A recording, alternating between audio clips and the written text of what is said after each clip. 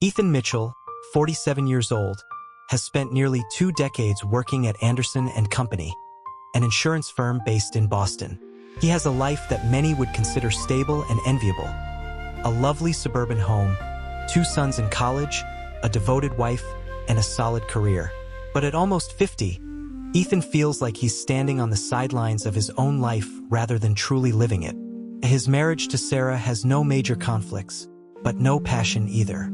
Evenings are spent sitting on the sofa, each holding a book or staring at their phones, sometimes not exchanging more than 5 sentences. His job is steady but monotonous. Meetings, numbers, insurance contracts, it all continues in an endless cycle. Mornings, Ethan looks in the mirror, noticing the crow's feet, the graying hair, and wonders, is this all that's left of my life? He's not sad, not depressed, but there's an invisible emptiness, a sense of missing something he can't quite name. Anderson & Company is housed in a glass skyscraper in downtown Boston. Not a massive corporation, but large enough to maintain the professional, impersonal coldness typical of the American insurance industry. Everything here runs like a well-programmed machine, precise, efficient, but soulless. Ethan works on the 14th floor, in an open-plan office where desks are separated by frosted glass dividers. Employees dress formally, buttoned-up shirts, neatly knotted ties, but everyone looks exhausted after long meetings. The sound of keyboards clicking, phones ringing, it's all routine. Here, people talk a lot about figures, risks, and contracts, but rarely about themselves. Conversations around the coffee machine revolve around stock markets, weekend football games, or family vacations. Ethan is used to it. He once loved this job, but now it feels like just another cog in the wheel, a place he comes to fulfill his duties before leaving. And then Madeline Carter arrived, disrupting the familiar rhythm. Madeline Carter, 42, joined Anderson & Company as the director of the personal client division. She moved from Chicago to Boston after her divorce, carrying with her a quiet confidence. Someone who knows what she wants but isn't in a rush to get it. The first time Ethan met her, he noticed her voice, low, warm, with a slight rasp, as she introduced herself in the Monday morning meeting. No eagerness to impress, no forced charm. Madeline had the kind of presence that women in their 40s often possess, not because of striking beauty, but because of experience that showed in her gaze and the way she silently observed the world. Madeline wasn't like the other women at the firm. She didn't obsess over rigid rules, didn't try to appear overly ambitious. There was something slightly indifferent about her, a touch of mystery, and a certain weariness with the world, something Ethan recognized in himself. That afternoon, when they happened to stand next to each other in the coffee area, she lifted her cup and raised an eyebrow at him. "How long have you worked here?" 18 years, Ethan replied. Madeline smiled, her eyes glinting with curiosity and mild amusement. "Then I suppose you know all the secrets of this place?" Ethan chuckled, an unfamiliar sound, one he couldn't remember the last time he had made. Madeline wasn't conventionally beautiful, but there was something about her that made people want to get closer, to understand more. And Ethan, though he didn't realize it at the time, had already taken a small step toward her. After that first conversation, Ethan began noticing Madeline more, or perhaps she made it impossible not to.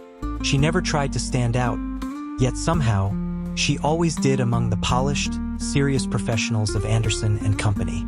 She had a way of making sly remarks in meetings, sometimes raising an eyebrow at Ethan when someone said something particularly dull, as if they were sharing an inside joke only they understood. Their chance encounters at the coffee station became a habit. Once, while rummaging through the cabinet for sugar, she accidentally brushed his hand as he reached for a cup. Her fingers were warm, and instead of pulling away immediately, she left them there for a moment longer than necessary. One afternoon, they stepped into the elevator together. The small, silent space made Ethan acutely aware of his own heartbeat. Madeline stood close, not intentionally, but enough for him to catch the faint scent of her perfume. A mix of warm wood and something cool, almost sharp. Another time, during a meeting, when Ethan spoke, Madeline tilted her head, resting her chin on her hand, watching him intently. There was something dangerous in her gaze. Not in a literal sense, but in a way that made him feel challenged, drawn in, pulled toward something uncertain yet irresistible. And then, one late evening, when the office was nearly empty, Ethan walked past her desk.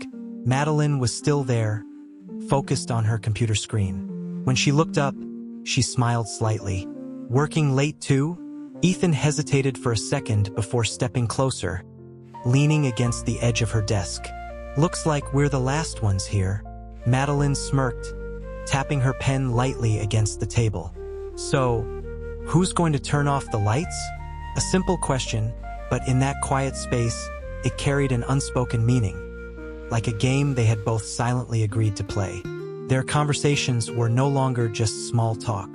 They grew longer, more personal, but never crossing any clear lines. Their first lunch together wasn't a planned date, just a coincidence of leaving at the same time and ending up at the cafe near the office.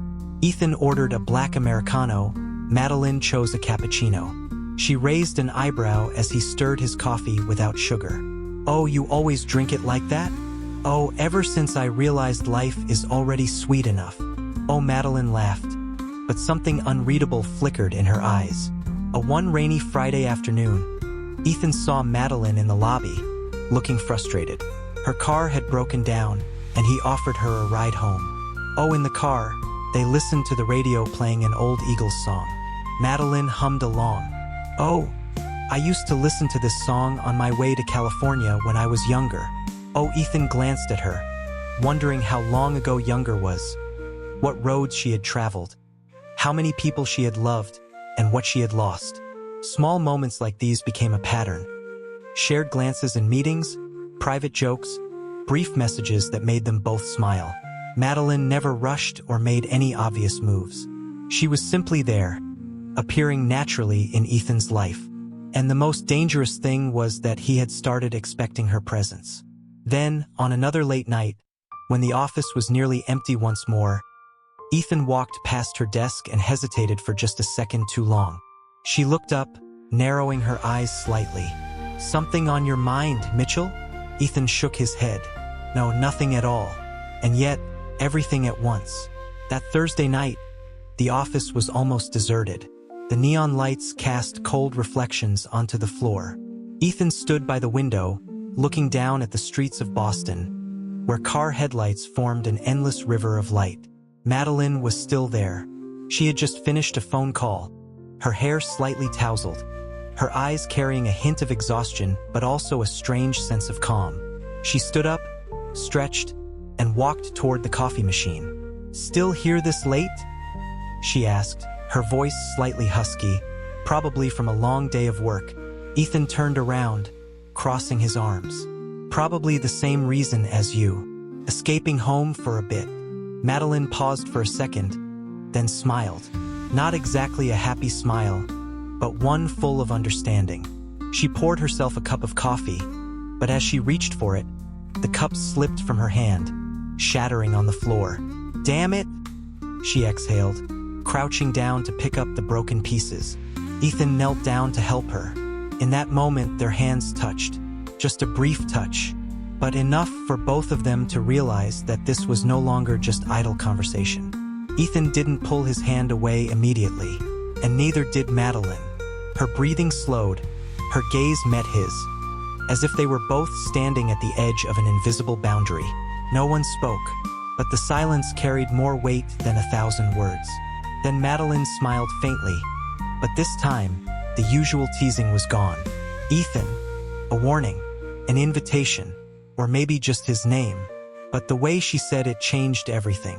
Ethan swallowed hard. If he left now, everything would stay the same. But if he stayed, he wasn't sure he could turn back. Ethan didn't leave, and neither did Madeline. His hand still rested on the back of hers, the warmth of their skin meeting in the quiet room. There was no one else in the office, just them, and a heavy silence carrying the quickened pulse of something about to happen. Madeline didn't move away, didn't avoid him. She looked at him, her eyes full of challenge but also something fragile. Ethan knew this was the moment he could make a choice. One more second, and he could stand up, step back, pretend nothing had happened. But instead, he lifted his hand to her face, his fingertips brushing against her soft skin. Madeline closed her eyes for a brief moment, then opened them, looking straight at him. He didn't know who leaned in first. He only knew that in the next second, his lips met hers. The first kiss wasn't rushed. It was slow, tentative, as if both of them were testing something dangerous but irresistible. Ethan felt her breath warm against his skin, her lips soft, tasting of black coffee. Then Madeline's fingers curled around his collar, pulling him closer. The kiss deepened, no longer just an experiment, but a confirmation. They had crossed the line. Ethan felt his blood heat up as his hands slid to her waist, pulling her against him. He heard her breath hitch, felt the quickened beat of her heart. Outside, Boston remained bright, bustling, moving through its usual rhythm. But here, in this quiet room, Ethan and Madeline had stepped into another world. One without rules, without responsibilities, without right or wrong. Just them. Ethan drove home at midnight, his hands still carrying the lingering scent of Madeline. A hint of sandalwood, something soft yet marked with the strength of a woman who had seen the world. He parked in front of his house but didn't step inside immediately. Inside, Sarah was probably asleep. The kitchen might still hold traces of the dinner he had missed. Everything here was exactly the same as it had been every other day. Only he was no longer the same. He leaned his head against the steering wheel, closing his eyes. He could still feel Madeline's skin against his, her lips, the way she had gasped when he held her tight, the way she had laughed softly as she rested her head on his shoulder afterward, whispering words he would never forget. "We've done this now, Ethan. There's no going back." She was right. There was no going back. When he finally walked inside, the house was dark except for the faint glow of the bedside lamp in the living room. He took off his coat carefully, trying not to make a sound. But when he turned, he saw Sarah standing there, arms crossed, looking at him. "Late night." Her voice was soft, without suspicion. Just the usual question she asked whenever he came home late. "Yeah, just had some things to finish at the office," Ethan replied, hating how easily the lie slipped from his lips. Sarah nodded, not pressing further. She turned and walked up the stairs, leaving him standing there, feeling emptiness creeping into every corner of his body. He had gained what he had longed for, but he had also lost something he wasn't sure he could ever get back. Ethan didn't intentionally seek out Madeline after that night, but somehow, they always ended up in the same place. One morning, before the office had fully filled up, Madeline walked past his desk, holding a to-go coffee cup. She didn't stop, just glanced at him with a look only they understood. "Tonight." She didn't need to say it loudly, just a word, slipping from her lips. Ethan didn't answer right away, but when their eyes met, they both knew the answer. They met for the second time at a small hotel in South Boston. Not a luxurious place, just somewhere discreet, far from familiar streets. Madeline sat on the edge of the bed, her fingers unclasping the delicate chain around her neck, placing it on the nightstand next to a wedding ring that had long disappeared from her finger. Ethan watched her in the dim yellow light, feeling something heavy settle in his chest. He stepped forward, pulling her into his arms, feeling her breath against his neck. There was no hesitation this time, no questions in his mind. Just them, once again, in a space where no justifications were needed. Ethan couldn't recall everything they said to each other afterward. Only the heat of their skin, the tight grasp of fingertips, the whispered words that trailed off into nothing. And when it was over, Madeline lay on her side, watching him, lazily pulling the sheets over her bare skin. "What are you thinking?" she asked, her voice husky from their breathless moments. Ethan didn't answer right away. He stared at the ceiling, watching the flickering glow of the hotel light, then turned to her. "I don't know." Madeline smirked, as if she knew he was lying. She reached out, brushing her fingers against his lips, whispering, "We don't have to know. Not yet." Ethan closed his eyes. She was right. They didn't have to know. Not yet. Their meetings were no longer just a single mistake. They became a rhythm, something as natural as pouring a glass of whiskey at the end of the day. A secret neither of them bothered to hide when they were alone together. They had unspoken rules, and no texting during the day, and no meeting in public places where they could run into someone they knew. Rules were meant to be broken. One afternoon, Ethan received a message from Madeline, something that had never happened before. Madeline, want to skip the meeting today? Ethan stared at his screen, fingers tightening around his phone. He knew he should reply with no, but instead he typed, Ethan, where should we meet? They left the office 10 minutes apart, walking in different directions. But in the end, they met at a small bar in Cambridge, a place no one from their company frequented. Madeline had already ordered him a whiskey. Ethan sat down, looking at her, feeling his breath slow. She wasn't dressed in her usual office suits. Instead, she wore a dark green sweater with a wide neckline, exposing her delicate collarbones. You've never done this before, have you? Madeline rested her chin on her hand, eyes gleaming as if she were studying him. Ethan took a sip of his drink. Done what? Left the office in the middle of the day just to meet a woman. He chuckled softly. No, never. Madeline tilted her head, a subtle smile playing on her lips. Maybe you should get used to it. Ethan wasn't sure if that was a promise or a warning. But one thing he did know, he didn't want to leave. He didn't want to leave her. And that was when he realized it was no longer just a fleeting adventure. They had become a habit, something recurring, addictive, and more dangerous than anything, something to be anticipated. Ethan had always thought he could control everything. He had set rules, believing that as long as he didn't break them, things wouldn't go too far. But the problem was, things had already gone much further than he had ever imagined. He started thinking about Madeline even when he wasn't with her. When he was driving to work in the morning, when he was staring out the window during a dull meeting, even when he was sitting at the dinner table with Sarah, listening to her talk about their weekend plans with the kids. Madeline was no longer just an escape. She had become a sweet obsession. One late night, Ethan and Madeline left the office at the same time. It wasn't planned, but when their eyes met in the elevator lobby, no words were needed. He drove her to her apartment in Back Bay, a place he had never been before. When he stepped inside, the space was undeniably her. Abstract paintings on the walls, a cozy reading chair with a warm lamp, a vase of tulips on the table, already wilting. Madeline slipped off her coat, tossed her bag aside, then turned to face him. Want a drink? No.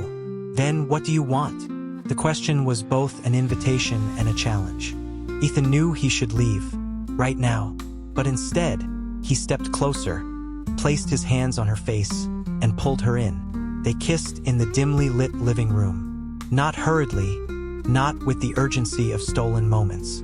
This was slower, heavier with emotion. Madeline pulled back slightly, whispering against his lips. What are you thinking? Ethan closed his eyes, his grip on her waist tightening. I don't know, but he did. He knew that this wasn't a game anymore. Ethan couldn't remember the last time he felt alive. The last time he touched a woman and it wasn't out of habit.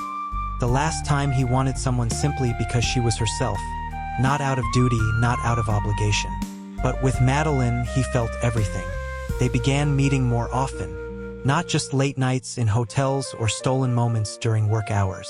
Sometimes, it was just a brief touch as they passed each other in the office. A lingering glance across a meeting room. A fleeting smile when they both knew what they were thinking. Ethan realized the lines between his real life and the life he had with Madeline were beginning to blur. One Friday night, as Ethan sat at home, his phone buzzed. Madeline, what are you doing? Ethan looked toward the living room, where Sarah and the kids were watching a movie, laughing together. He stepped out onto the balcony, gripping his phone tighter. Ethan, at home. You, Madeline, alone, thinking about you. A simple sentence, but it wrecked him. Ethan closed his eyes, inhaling deeply. He should text back, telling her he couldn't, that they shouldn't be like this. But instead, he grabbed his keys, and he drove. He drove through the city, streetlights blurring past his windshield like smeared streaks of light. His heart pounded, not just with anticipation, but with something deeper, something closer to fear. He knew exactly what he was doing, and he knew that with every meeting, every moment spent with Madeline, he was taking another step down a path he might never return from. But when she opened the door, standing there with her hair loose, her gaze soft as if she had been waiting for him all along, every thought disappeared. They made love on the couch, their breathing frantic, desperate, as if both were trying to escape something. There were no barriers between them anymore. No half measures, no hesitation, only raw need, a desire that had been suppressed for far too long. Ethan buried his face against her neck, feeling her heartbeat thudding wildly beneath her skin. He wanted to hold onto this moment forever. But when it was over, when they lay motionless, breathing slowing, guilt began to creep in. Madeline turned to him, resting her chin on his chest, smiling faintly. "What are you thinking?" Ethan tightened his arms around her but didn't answer immediately.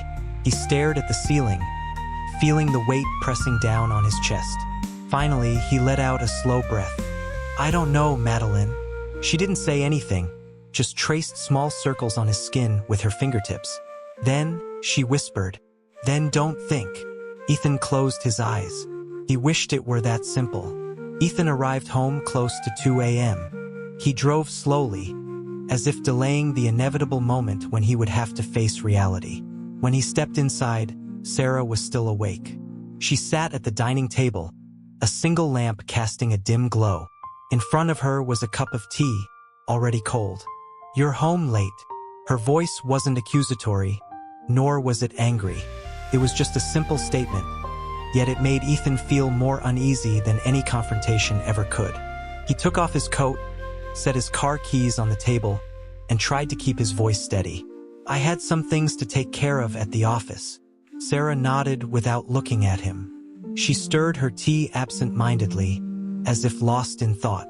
"You've changed lately," she said softly. It wasn't an accusation, just an observation. A wave of unease rose in Ethan's chest. He forced himself to remain composed. Changed how? For the first time in their conversation, Sarah looked directly at him. "I don't know," she sighed, her voice carrying a quiet exhaustion. "It's just, something feels different." Ethan didn't answer right away. He just stood there, feeling the weight of her words pressing down on him. Then Sarah stood up, picked up her cup, and asked, "Do you want some coffee? Or are you heading to bed?" A simple question, but Ethan knew it was more than that. He could say he wanted coffee, sit down, talk to her, try to hold on to whatever was slipping through his fingers. Or he could say he was tired, go upstairs, and continue sinking into the darkness he had created. Ethan looked at Sarah for a long moment. Then, quietly, he shook his head. "I'll go to bed." Sarah said nothing. She just gave a small nod and walked away, leaving him standing there with the sinking feeling that something had just cracked in the darkness. In the days that followed, Ethan realized that things were no longer the same. Sarah didn't question him. She didn't check his phone. She didn't look at him with suspicion. She still did everything she used to. Woke up early to prepare breakfast, reminded him of the kids' schedules, gave him a light kiss before he left for work. But Ethan could feel the shift. The hugs weren't as tight. The conversations weren't as long. And worst of all, she had stopped trying to hold on to him. At the office, Madeline had changed too. She was still there, still looking at him with the same desire in her eyes. But something about her was different. One evening, after hours, when Ethan walked into her office, she was standing by the window, staring down at the city streets below. "Do you ever think about it?" she asked suddenly, without turning around. "Think about what?" She crossed her arms. "About the day when we stopped doing this." Ethan froze. "What are you saying?" Madeline turned to him. "Do you really think this can go on forever? One day, either you'll have to make a decision, or everything will fall apart in a way you can't control." Ethan stepped closer, his hands finding her waist, pulling her in. "I don't want to think about that." Madeline held his gaze for a long moment, then sighed. "That's the problem, Ethan. You always avoid things." He opened his mouth to respond, but she placed a finger against his lips, silencing him. "Not tonight," she whispered, before pulling him into a kiss. Ethan closed his eyes, losing himself in her warmth. But for the first time, he wondered if she was right. Ethan didn't realize how careless he had become until things started unraveling in ways he couldn't control. Late one night, just as he was stepping out of Madeline's office, his phone buzzed. "Sarah, where are you?" Ethan stopped in his tracks, his heart pounding against his ribs. He took a deep breath and called her back, keeping his voice calm. "I just left the office." "Why?" Silence. Then Sarah spoke, her voice devoid of emotion. "Ethan, I went to your office. You weren't there." A cold shiver ran down his spine. She didn't say anything else. She was waiting for his response. And for the first time in months, Ethan had no excuse. No late meetings, no work stress, only silence stretched between them, heavy enough that he could hear her breathing on the other end of the line. Finally, Sarah sighed. "Come home, Ethan." The call ended. Ethan stood there, phone still in his grip, realizing that the thing he feared the most had begun. Ethan drove home through a storm of tangled thoughts. There was no excuse that could save him now, no way to turn back. When he stepped inside, Sarah was already waiting in the living room. A glass of red wine sat on the table in front of her, barely touched. She didn't look at him immediately. She just swirled the wine in her hand, watching the liquid catch the light. "Do you have anything to say?" Her voice was calm. No anger, no tears. That was more terrifying than anything. Ethan clenched his fists, his breath coming unsteady. "Sarah, you cheated on me." She cut him off, her tone steady. Ethan fell silent. He could deny it, but there was nothing left to deny. No escape. Finally, Sarah looked up at him. Her eyes weren't red. They weren't wet with tears, but something inside them was shattered beyond repair. "Who is she?" Ethan swallowed hard. "Sarah, does she love you?" The question caught him off guard. Sarah let out a small, bitter laugh. "You don't have to answer. I don't think you even know." Ethan wanted to say something, to fix this, to take it all back. But no words would change what had already been done. In the end, Sarah just sighed and stood up, picking up her glass. "We'll talk in the morning. But right now, I don't want to see you." She walked away, leaving Ethan standing in the middle of the living room, feeling his world begin to crumble. Ethan couldn't sleep that night. He sat in his study, an open bottle of whiskey on the table, but he didn't drink. Everything had happened too fast. Sarah knew. There was no explosive anger, no shouting, no objects thrown. Only the cold detachment of a woman who had seen the truth and no longer wanted to hear excuses. The next morning, Sarah sat at the dining table, a cup of coffee in her hand, her hair still slightly messy.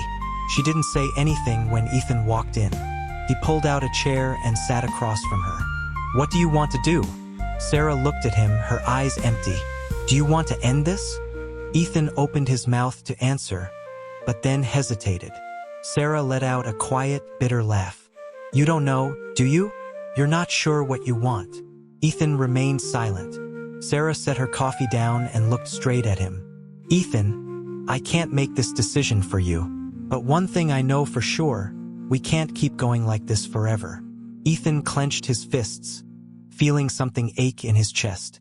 "I'm sorry, Sarah." She was silent for a long moment before finally nodding. "I know." Ethan left the house that morning, but he didn't go to work. He drove aimlessly through the streets, with no destination in mind. When his phone vibrated with a message from Madeline, he stared at the screen for a long time. "Madeline, are you okay?" He didn't reply. He put the phone down and stared out the window, and for the first time in months, he felt completely lost. Ethan didn't go home that night. Instead, he found himself at a small bar in the outskirts of town, sitting alone with a glass of whiskey in front of him. Though he didn't drink much, he just sat there, listening to the soft hum of old jazz music filling the quiet space. His phone buzzed a few times. Messages from Madeline, a missed call from Sarah. He didn't answer either of them. For the first time in months, Ethan didn't know where he belonged. The next morning, when he finally returned home, Sarah was still there.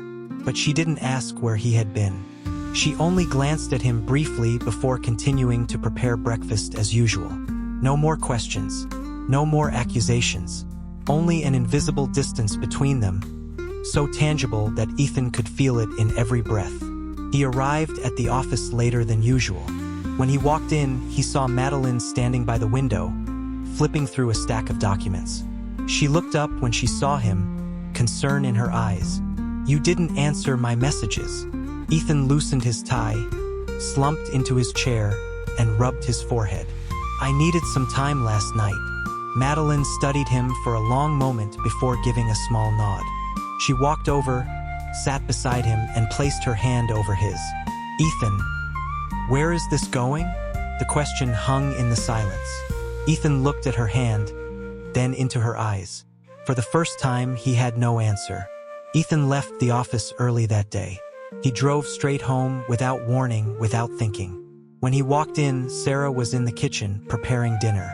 The scent of garlic and basil filled the air, a familiar smell he once loved. She heard the door open but didn't turn around. "You're home early," she said calmly. Ethan stood there, watching her back for a long moment. "Sarah." She paused but still didn't turn. "I've been thinking a lot." Now, she finally turned to face him, crossing her arms over her chest. "And," Ethan took a deep breath, "I want to end things with Madeline." Sarah looked at him, her eyes neither hopeful nor surprised, only exhausted. "Ethan, are you sure? Or is this just because you're afraid of losing your family?" He didn't answer right away, because deep down he knew both were true. He loved Sarah, loved the family they had built together. But at the same time, he had also loved Madeline in some way. A dangerous, forbidden way, but real nonetheless. But in the end, he knew he couldn't keep walking down that path. "I was wrong," he admitted, his voice unsteady. "I hurt you. I can't expect you to forgive me overnight. But I want to fix this. If you can still give me a chance." Sarah watched him for a long moment. Then she let out a quiet breath and turned back to the stove. "You can have dinner at home tonight," she said softly.